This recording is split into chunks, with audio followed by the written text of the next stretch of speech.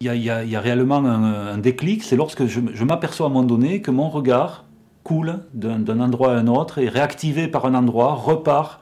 Le regard est presque mis en mobilité par le tableau lui-même. Bon, ça marche plus ou moins, mais enfin, c'est réellement la chose qui fait que, et à un moment donné, je m'aperçois, oui, qu'il manque quelque chose, qu'il manque un petit, un peu comme une boule de flipper, qui sur le flipper, à un moment donné, clac, ça part dans le trou, et voilà, il faudrait un petit truc à cet endroit-là pour que ça reparte et que ça se remette en mouvement.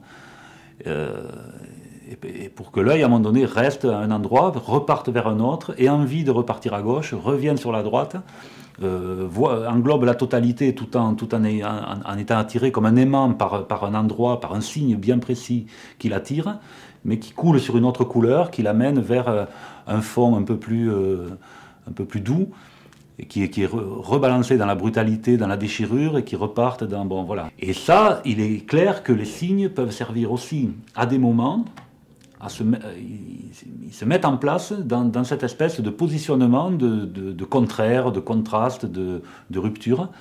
Et les signes, à un moment donné, font comme des clés de voûte dans le travail. Et un petit peu comme si tout le travail, on va dire, de fonds successifs, de préparation, est formé comme un lit qui n'attend que le corps qui va se poser dans ce lit-là. Et à un moment donné, c'est presque une évidence. C'est-à-dire qu'il y a un endroit dans le tableau où ça ne marche pas, où je me rends bien compte qu'il manque quelque chose, je ne sais pas quoi d'ailleurs.